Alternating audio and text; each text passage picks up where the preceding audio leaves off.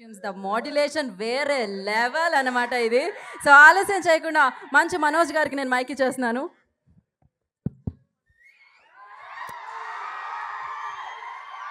Bhairavam.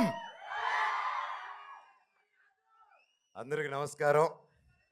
Media మిత్రులకి, బ్రదర్స్కి, సిస్టర్స్కి, నా well విషర్స్కి, ప్రతి ఒక్కరికి పేరు పేరున థ్యాంక్ యూ సో మచ్ ఇక్కడికి వచ్చి మమ్మల్ని బ్లెస్ చేస్తున్నందుకు. ముఖ్యంగా ఈరోజు నా డైరెక్టర్ గారి గురించి మాట్లాడాలి. నేను సినిమాలు చేస్తున్నాను, లైక్ గ్యాప్ ఇచ్చిన తర్వాత మళ్ళీ మిరాయి మొదలుపెట్టాను. ఉస్తాద్ షో చేసిన తర్వాత మిరాయి టీజర్ లాంచ్ అయింది. బ్లాక్ స్పాట్, యా, అది కూడా ఇదే AAA సినిమాస్లోనే స్టార్ట్ చేశాను టీజర్ లాంచ్ చేయడం. అండ్ ఈరోజు డైరెక్టర్ గారి గురించి మాట్లాడాలంటే, నేను మా లైఫ్లో అంతా ఒకటి ప్లాన్ చేసుకుంటూ వెళ్తూ ఉంటాను, ఇది చేద్దాం అని. కానీ నేను శివుడిని, భైరవుడిని బాగా నమ్ముతాను. నేను అహం బ్రహ్మాస్మి అనే సినిమాలో కూడా భైరవుడి మీదే సబ్జెక్ట్ అంతా. ఆ సినిమా డిలే అవ్వడం, సరే మిరాయి అనే సినిమా చేయడం, మిరాయి ఏప్రిల్లో రిలీజ్ అవుతుంది, ఏం చేద్దాం, ఓకే, ఈలోగా మెల్లగా షూటింగ్ అది వేరే స్కేల్లో వెళ్తుంది ఆ మూవీ. సడన్గా ఒక 4 months ఆ సినిమా ఆల్మోస్ట్ కంప్లీట్ అయిపోయి ఇటు వచ్చినప్పుడు సార్ వచ్చి ఒక స్క్రిప్ట్ చేస్తున్నాము, 4 months టార్గెట్ అండ్ రిలీజింగ్ అంటే, సార్ 4 months ఎట్ట తీస్తారు సార్ అని చెప్పాను. లేదండి 100% తీసేస్తామని చెప్పి డైరెక్ట్ చేయడం జరిగింది. అండ్ ఇమీడియట్గా నరేషన్ వెంటనే I fell in love with the script.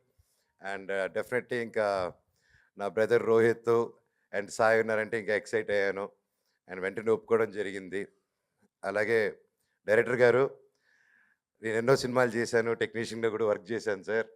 కానీ hats off to your dedication, hard work and reach in everything. మీకు పెద్ద ఫ్యాన్ అయిపోయాను. ఇంతమందిని మేనేజ్ చేయాలంటే నార్మల్ విషయం కాదు.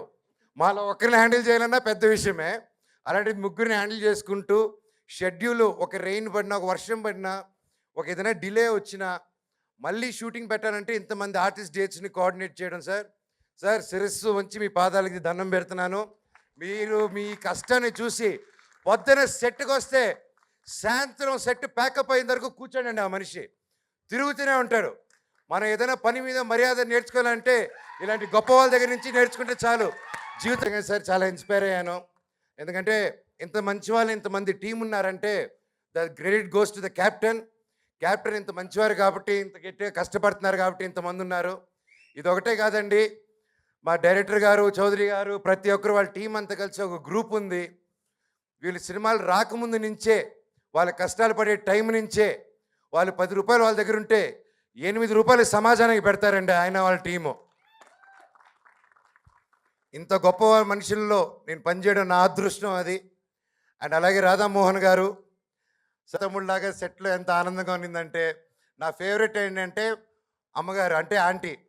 ఆవిడ నా అమ్మగారు లాంటిదే. సొంత తల్లి వల్లే నాకు ఫేవరెట్ పప్పుకూర. ఆ పప్పుకూర ఎప్పుడు నాకు వండి పంపిస్తూ ఉంటారు.